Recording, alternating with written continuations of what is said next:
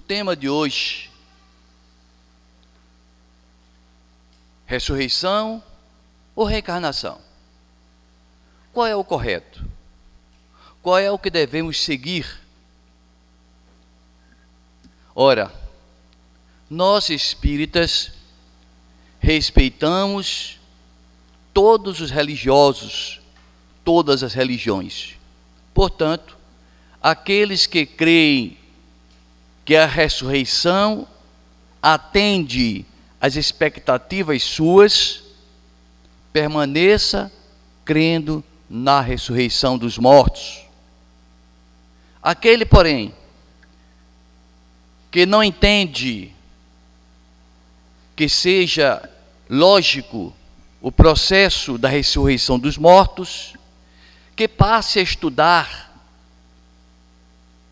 as vidas sucessivas, que passe a compreender melhor o que é a reencarnação. Aliás, para nós espíritas é uma coisa muito simples de se explicar, de se compreender. Mas para aquele que não é espírita, a palavra reencarnação torna-se algo muito confuso. Como é que eu sou Pedro Alves Cabral? Como é que eu sou Pero Vaz de Caminha? Como é que eu sou Danton? E fica aquela confusão na cabeça e não consegue sair desse círculo vicioso de perguntas e prefere optar pela ressurreição dos mortos, pela simplicidade da explicação da ressurreição dos mortos. A ressurreição dos mortos surgiu no cristianismo por volta do ano 325, no Concílio de Nicéia, quando 318 bispos se reuniram e definiram que todos os mortos voltarão a viver, ressuscitarão, numa forma magistralmente bela, no final dos tempos.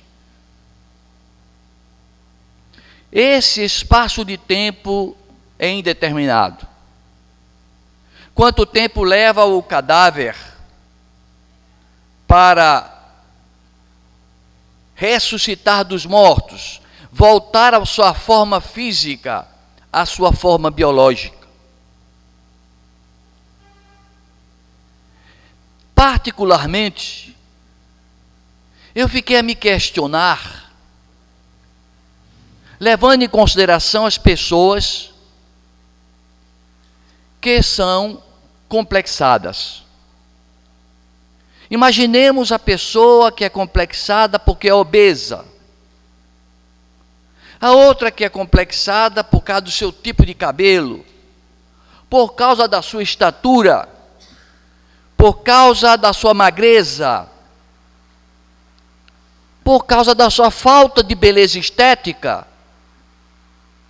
E como a ressurreição se dará com o mesmo corpo que a pessoa tinha, eu fiquei me questionando, meu Deus, como será isso? Mas há uma ressalva dentro do Concílio de Nicéia, em que esses corpos, que serão os mesmos que a pessoa usou, serão como que remodelados, melhorados, mais belos. E aí a gente se cala, e aí a gente se aceita. No judaísmo, de onde proviemos nós, porque Jesus era judeu, segundo o grande historiador Flávio Joséfo, a crença da imortalidade da alma era comum entre os fariseus.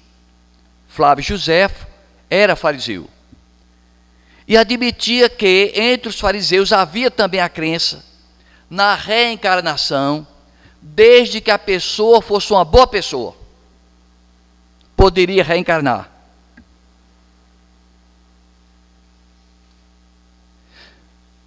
Os saduceus não acreditavam na vida após a morte. Os gregos, naquela época, não aceitavam em hipótese alguma que fosse possível um corpo deteriorado na sepultura tornar a viver.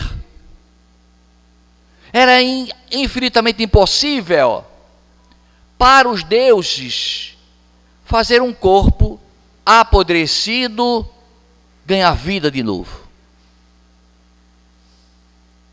Aí os séculos se passam, surge Martinho Lutero defendendo que as pessoas que deixam o seu corpo no túmulo e que a alma vai para o mundo espiritual, lá ficam dormindo, indefinidamente dormindo até o dia da ressurreição dos mortos.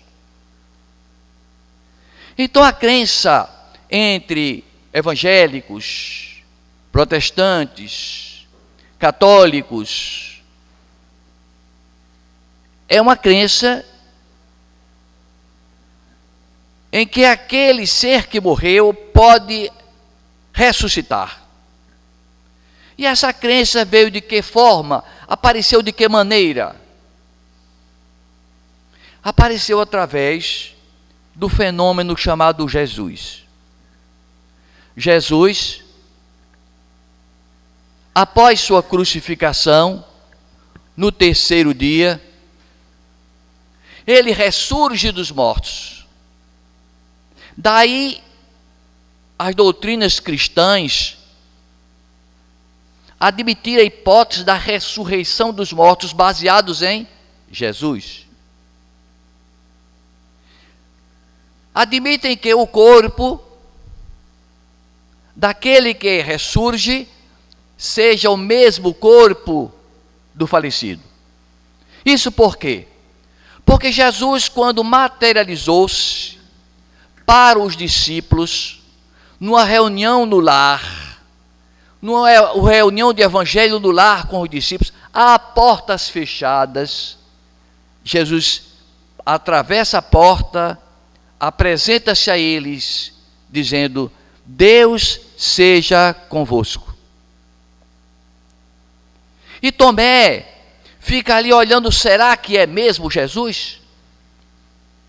Será que aquele homem que está aqui materializado é Jesus de verdade? E Jesus, sabendo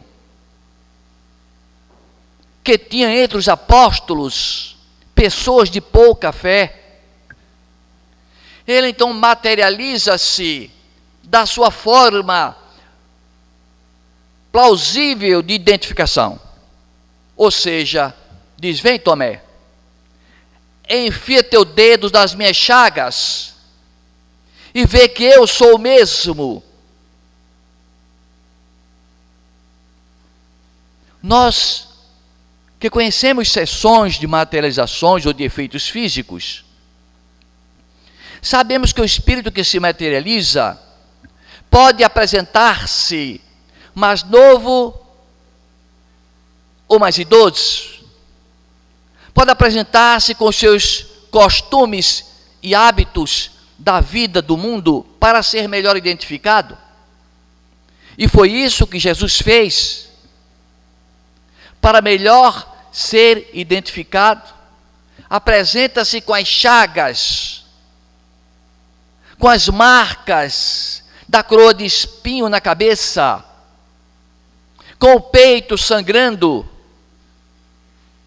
Não havia mais dúvida que aquele homem era Jesus. E baseado nessa explicação, baseado nesta passagem bíblica, o cristianismo passou a admitir que nós podemos também ressuscitar, como Jesus ressuscitou com o corpo que tinha. Percebem? Então, se Jesus ressuscitou, apresentando-se aos apóstolos com o mesmo corpo que tinha, Ele, com o poder dele, poderia fazer com que nós, depois de mortos, poderíamos ressuscitar com os nossos corpos mortos. Acontece, porém, que tanto Flávio Joséfo, historiador judeu, quanto o apóstolo Paulo aos gentios, na sua epístola aos Coríntios, é muito preciso e claro ao explicar que semeia-se corpo material e ressurge corpo espiritual. Ressuscita corpo espiritual. O que ressuscita não é corpo material, é corpo espiritual. Portanto, essa alegação de que Jesus ressuscitou com o corpo de carne que tinha, ela não é correta. Sabe por que não é correta? Porque ela se deu vários dias depois de sua crucificação. Vários dias. No próprio dia da sua ressurreição, em que Maria Madalena foi ao seu sepulcro e que presenciou o sepulcro vazio,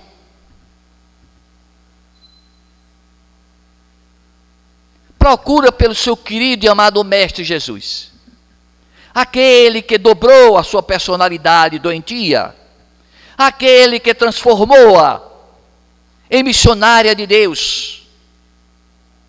Maria Madalena, chorosa, ao ver que o sepulcro estava vazio, procura em derredor e encontra-se com um jovem de beleza invulgar, de olhos azuis penetrantes. Ela se aproxima daquele jovem e pergunta-lhe: és acaso o jardineiro aqui do horto de Getsemane? Acaso és o jardineiro? Se ela não identificou Jesus, se aquele Jesus que se apresentou a ela não identificou, porque estava mais jovem, mais belo, sem nenhuma chaga, sem nenhuma mancha de sangue, sem nada, o que Jesus ressuscitou mesmo foi o corpo espiritual. E ela não o identifica, ela não o reconhece. Ele está com o corpo espiritual e não com o corpo material. A ressurreição de Jesus foi em corpo espiritual, mas Jesus olha para ela e ela lhe pergunta: acaso tu sabes do paradeiro do meu mestre que estava sepultado aqui? Ele olha pesaroso para ela e muda o timbre de voz e diz: Maria. E ela, pela tonalidade da voz, identifica Jesus. Não foi pela sua forma física, não foi por chagas, que ele não tinha nenhuma chaga, foi pelo timbre da voz. Mestre, e atira-se a seus pés, querendo abraçá-lo nos pés. Que disse Jesus? Não me toqueis, porque ele não estava com o corpo material. Não me toqueis ainda, porque eu não subi ainda para meu Pai, o vosso Pai, para o meu Deus, o vosso Deus. O corpo de Jesus era espírito, visível aos olhos dela, mas não materializado naquele instante. Dias depois, materializa-se para os apóstolos, descrentes, com a presença e com seus traços fisionômicos de chagas. Em caminho de Emaús, ele apresenta-se a 2 discípulos e caminham junto por várias horas, e eles não identificam Jesus, porque Jesus estava com aparência espiritual. Não era o mesmo Jesus físico.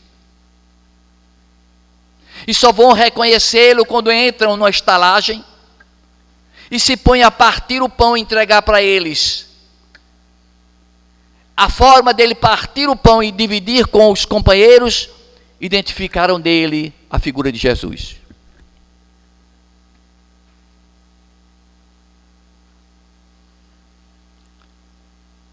A ressurreição dos mortos é cientificamente impossível, baseado, inclusive, em Lavoisier, quando diz: na natureza, nada se cria, nada se perde, tudo se transforma. A gente bota um corpo na sepultura, ela vai se transformar. Radicalmente se transformar. Mas nada se perde.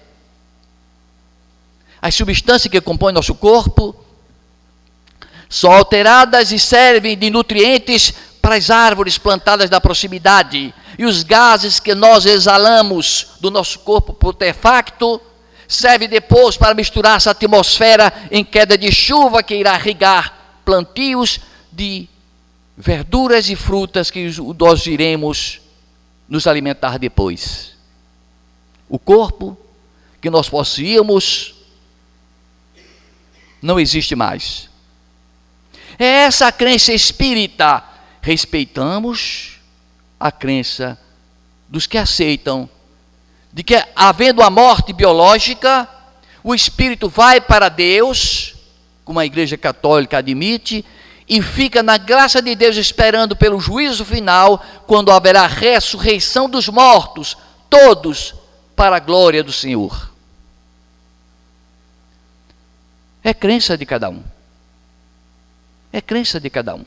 Nós espíritas entendemos que o corpo é uma veste que nós usamos, quando se estraga, a gente devolve e bota no cabide da sepultura. E troca de corpo depois, renascendo outras vezes com outro nome, noutra família. E continuamos a evoluir vida após vida. Mas é uma crença espírita que não fazemos nenhuma questão de forçar quem quer que seja, admitir seja essa crença a correta. Mas é mais lógica. Atende à justiça divina. Porque permite a todos nós evoluir, permite a todos nós vencer nossas tentações, suplantar nossos defeitos, crescer na estrada do bem. Colocava um grande escritor brasileiro uma pergunta: ora, fala-se em reencarnação, e como é que é a reencarnação se começou de 2 e como é que tem bilhões e bilhões de pessoas? Eu não entendo essa reencarnação. Acontece que encarnam aqui na Terra seres de outros planetas. Daqui seguem seres de outros planetas para outras provações. E tem o processo de evolução das espécies, onde os seres caminham para a humanidade. À medida que o tempo passa, novos seres humanos são criados por Deus. À medida que novos seres humanos são criados por Deus, caminham esses seres para a angelitude. Esse processo evolutivo faz parte da lei de Deus. Da lei maravilhosa de Deus. Dentre os fatos mais convincentes da reencarnação dentro da Bíblia, existe um que nós queremos aqui relatar,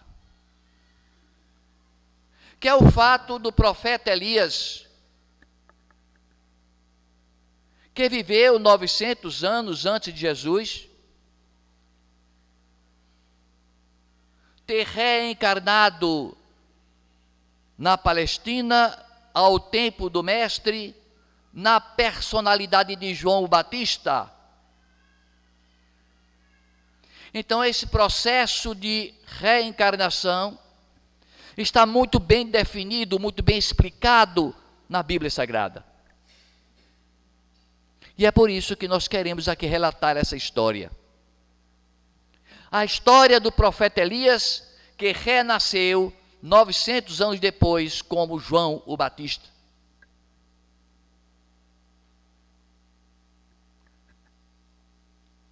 Vamos ao profeta Elias. Reinava na Palestina o rei Acabe.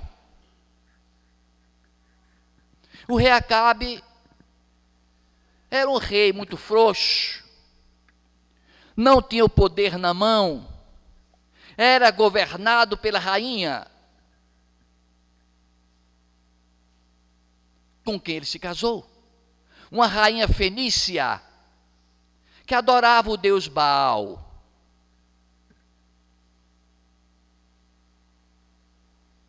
O rei Acabe praticava inúmeros delitos e era sempre diretamente criticado pelo profeta Elias, que dizia na cara os defeitos. Apontava-lhe os defeitos mais graves.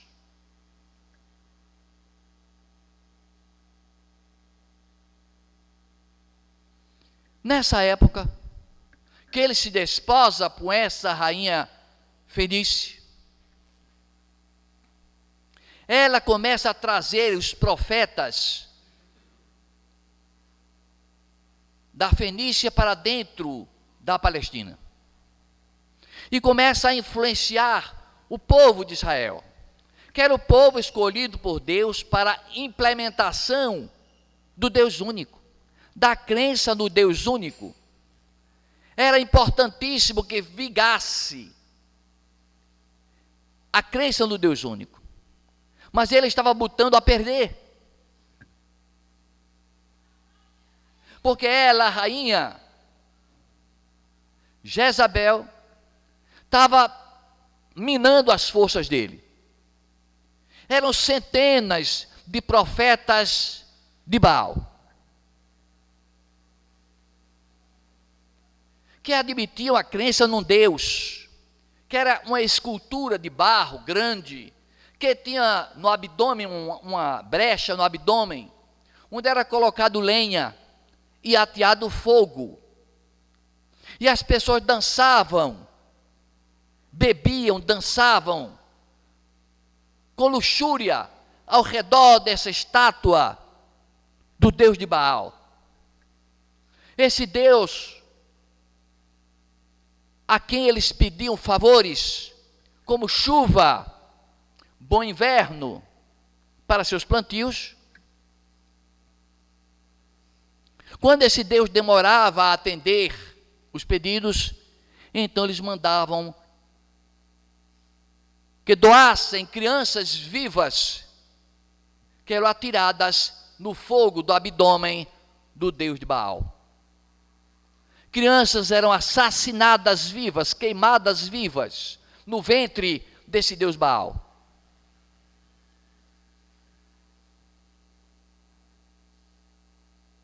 Aos poucos, começou o povo se engraçar desse Deus, porque era um Deus de luxúria, de dança, de bebida, de farra.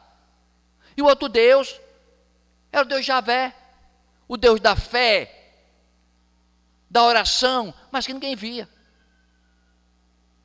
Começou a diminuir a quantidade de seguidores do Deus Javé ou Jeová. E o profeta Elias, então, certo dia, desafiou os profetas de Baal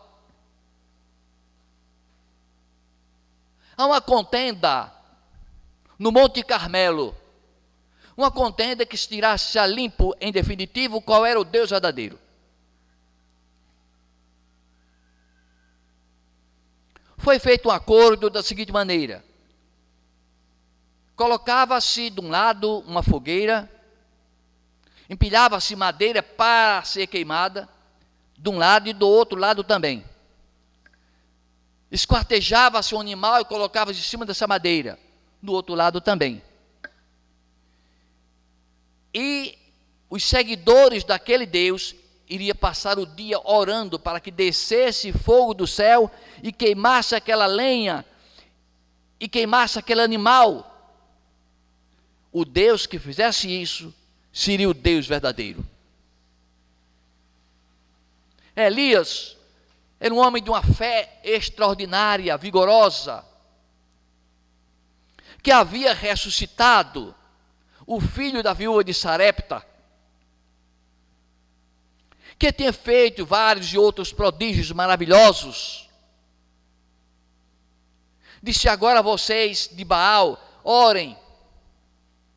E os profetas de Baal começaram a dançar. Eram 400 profetas de Baal, 450 profetas de Baal, a dançar e a cantar, pedindo ao Deus dele que descesse fogo do céu.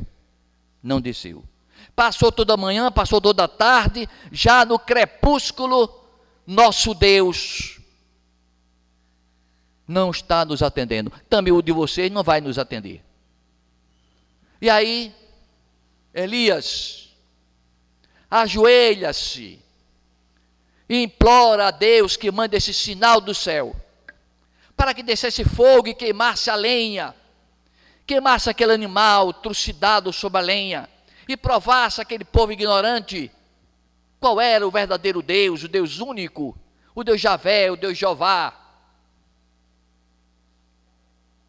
Ele ajoelha-se e antes mesmo de pedir que desça fogo do céu, ele pediu que lavassem as madeiras com 3 jarras d'água, para facilitar o fogo pegar, por certo? Lavaram, botaram água em cima, mais água em cima, mais outra jarra em cima d'água. Disse: agora eu vou pedir. Pediu e desceu o fogo do céu, e consumiu a lenha toda, e secou o ribeiro que tinha ao redor da lenha. E como provavelmente o povo não deu crédito, ele revoltou-se contra os profetas de Baal e disse: matemos eles. Que erro absurdo cometeu um profeta de Deus, Elias. Desceram correndo aquela multidão, atrás dos 450 profetas, ladeira abaixo, em direção ao ribeiro de Quizon.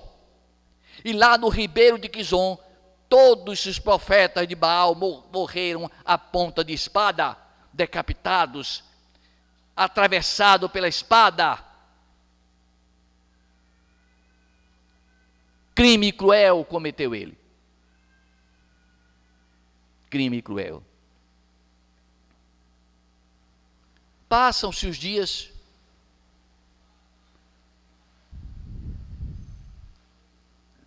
e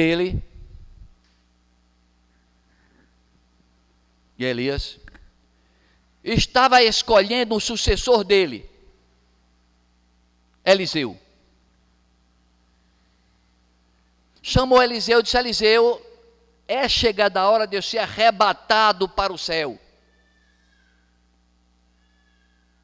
Chegou a hora. Nisso,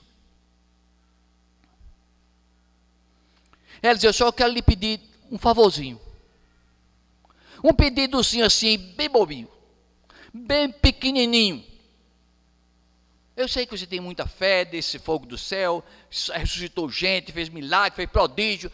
Com a sua capa você bate na água, abre-se o rio no meio. Você é prodigioso, eu vou pedir só uma coisinha. Isso que é, Eliseu? Eliseu, eu queria só o dobro da sua mediunidade. Coisinha pouca, só o dobro. Ah, você pediu muito. Pediu o dobro do meu dom? É muito. Mas, se você conseguir me ver, quando eu for arrebatado em espírito, você vai ter. E nesse instante, Ou instantes seguintes, Eliseu olha uma carruagem de fogo levando Elias para o firmamento e deixa cair sua capa. Eliseu pega a capa de Elias e ele sai realizando prodígios, dizendo assim: o espírito de Elias está sobre Eliseu. Surgiu então o comentário que Elias foi com carne e tripa e tudo para o céu. Eu fiquei com os meus botões pensando no seguinte problema: como ele é o único que foi para o céu assim, com carne e tripa e tudo, aonde é que ele ia comprar? Que mercadinho tinha no mundo espiritual para ele comprar as comidas, para fazer uma comidinha diferente? Porque os outros eram tudo espírito. Quem subiu para o céu com tripa e tudo foi ele. Então, para se virar estava difícil. Mas o que aconteceu de verdade, em verdade, foi o quê? Foi que ele tombou morto e Eliseu viu o seu espírito sair do corpo e ser levado por outros espíritos. Nessa carruagem de fogo, talvez no fogo do remorso, porque ele matou os profetas de Baal. Quem sabe? Provavelmente. 11 anos depois da morte de Elias, ou do desaparecimento de Elias, como os nossos irmãos evangélicos e católicos afirmam que ele subiu com carne e tudo, 11 anos depois, ele manda uma carta mediúnica para o rei Jeorão, uma carta mediúnica para o rei Jeorão, fazendo para o rei Jeorão um prognóstico complicado, triste, dizendo para ele: olha, você desviou-se do caminho do bem, deixou-se dominar pelos profetas de Baal. Por conta disso, você vai morrer de uma doença triste. O seu abdômen vai abrir-se ao meio e as tripas vão sair. E sua profecia se realizou. Passam-se os séculos. No livro de Malaquias, no Velho Testamento, capítulo 4, Malaquias diz o seguinte: e eis que eu enviarei o profeta Elias antes que venha o grande e terrível dia do Senhor. Eu enviarei o profeta Elias antes que venha o grande e terrível dia do Senhor. Começam-se então as expectativas. Elias mata os profetas de Baal. Elias exorta o rei Jeorão. E Malaquias anuncia que ele vai voltar antes do dia terrível do Senhor, que é o dia da crucificação do Mestre.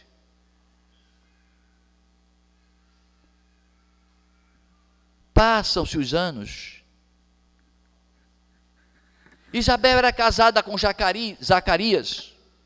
E Zacarias semanalmente fazia suas preces no templo, pedindo aos deuses que permitisse a Isabel gerar um filho, porque Isabel era estéril. Mas com o passar dos anos, ele nem pedia mais, porque ela estava tão velhinha e ele tão velhinho que não dava para pedir mais que ela engravidasse.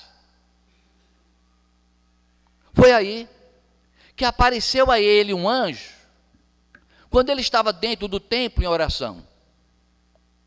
E esse anjo disse: olha, eu me chamo Gabriel, e vim te avisar que tuas orações e as orações de tua mulher, Isabel, foram atendidas. E ela vai dar à luz a um menino, e porás o nome dele de João. Ele olhou para o anjo: só você está muito enganado. Disse: como? Eu, o anjo, enganado? Está. Você não sabe que ela é velhinha, tem jeito não. E esse caco aqui, vai dar cria, mas não? Olha, para os humanos é difícil, para Deus não tem impossível. Já que você não acreditou nas minhas palavras, você vai ficar mudo. Só vai voltar a falar quando o menino nascer e você botar o nome dele de João. Quando ele saiu do templo para contar que tinha visto o anjo, já não falava mais. Era só por gesto, por gesto. Quando chegou em casa, pouco tempo depois, Isabel estava grávida. Chega o dia, Isabel descansa. Nasce o menino, bota o nome de Zacarias. Escreveu na tabuazinha João, porque ele se lembrava do anjo, que ele só iria voltar a falar quando botasse o nome dele de João. Escreveu na tabuleta João. O nome do menino vai ser João. Voltou a falar. E o anjo disse: esse menino virá em espírito e virtude do profeta Elias. Virá em espírito e virtude do profeta Elias. Então, era o mesmo profeta que estava voltando.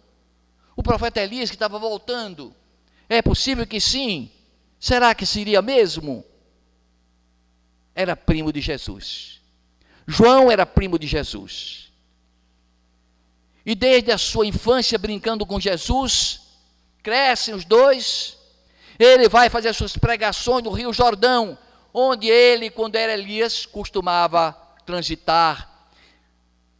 Abrir o Rio Jordão com a sua capa, ferindo as águas. E quando ele está no Rio Jordão, Jesus se aproxima dele. E ele coloca a mão sobre Jesus, desce uma pomba do céu e escuta-se aquela voz: eis o meu filho, muito amado, em ele eu ponho a minha complacência. Então, João Batista, que batizava nas águas do rio, disse: eis o Cordeiro de Deus que tira o pecado do mundo. É esse aí, meu primo. Porque eu batizo com água, mas ele batiza com o Espírito Santo e com fogo. Ele é que é verdadeiro.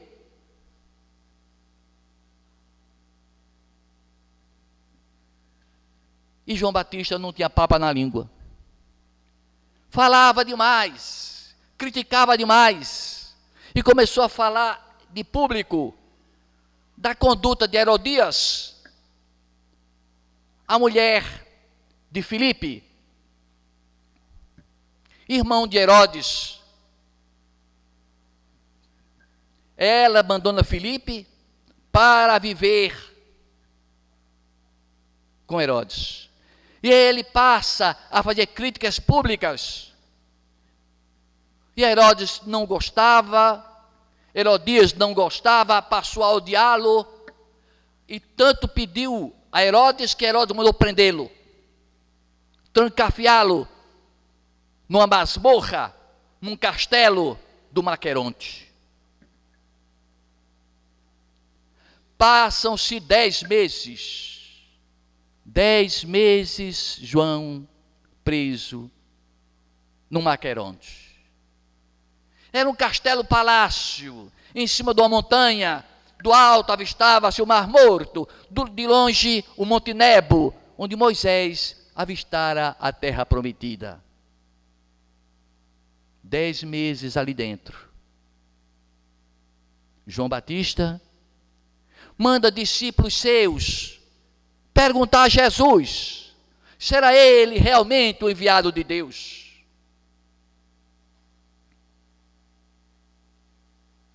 Ele era prisioneiro, mas tinha como mandar recados. E Jesus disse para os mensageiros: diz a João Batista que os cegos veem, os mudos falam, os paralíticos andam. E a mensagem do Evangelho é transmitida a todas as pessoas, a todas as criaturas. Vai e leva essa mensagem a ele, mensagem de fé e de esperança.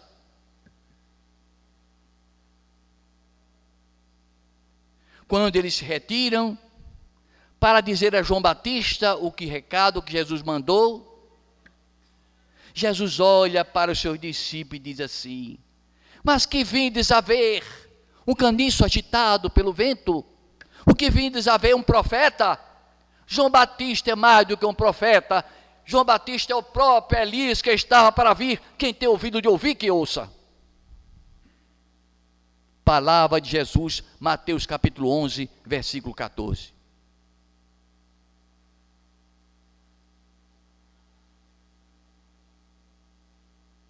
João Batista é o próprio Elias que estava previsto para vir.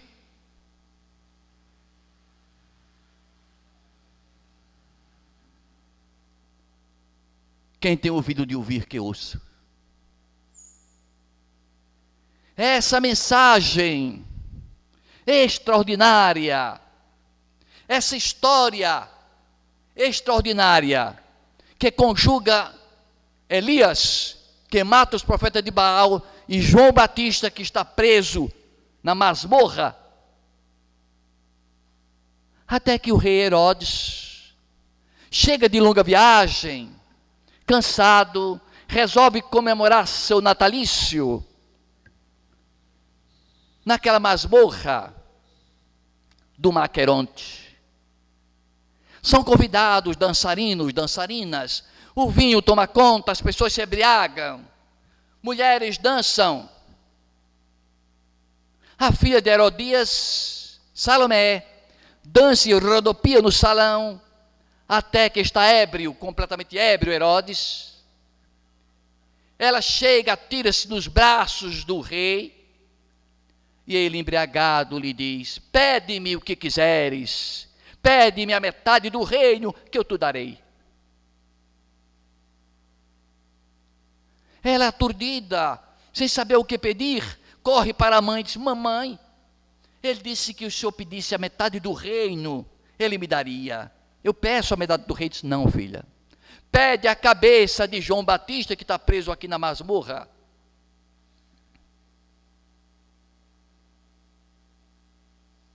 Se João Batista não tivesse culpa no pretérito, se João Batista não tivesse sido o profeta Elias que matou os profetas de Baal degolados, não iria acontecer a decapitação. Mas ele era um criminoso que tinha uma dívida do pretérito, porque quando for Elias, mataram os profetas de Baal. Então, a lei se cumpria. O povo gritava: rei, palavra de rei, não volta atrás. Ele diz assim: decepem a cabeça de João Batista e tragam-na. E numa bandeja de prata, desfilou pelo salão a cabeça de João Batista. Aparentemente, um inocente morria, mas verdadeiramente resgatava-se uma dívida de pretérito distante, João Batista. Agora era um espírito sublimado, porque sua dívida e seu crime havia sido pago. Aí depois disso, Jesus diz: dos nascidos de mulher, ninguém é maior do que João, porque ele havia pago já a sua dívida. Portanto, ressurreição ou reencarnação? Somos livres para seguir. Se eu imagino que meu corpo morto pode um dia voltar a viver e será ressuscitado nos últimos dias, continue na sua fé. Mas os espíritas não. Os espíritas creem, sabem, através das comunicações dos espíritos, que nós tivemos muitas vidas sucessivas, e cada vez sendo melhores, cada vez pagando contas, cada vez aperfeiçoando-nos mais. O desiderato que Deus reservou para nós, a perfeição suprema. Que Jesus nos abençoe hoje e sempre.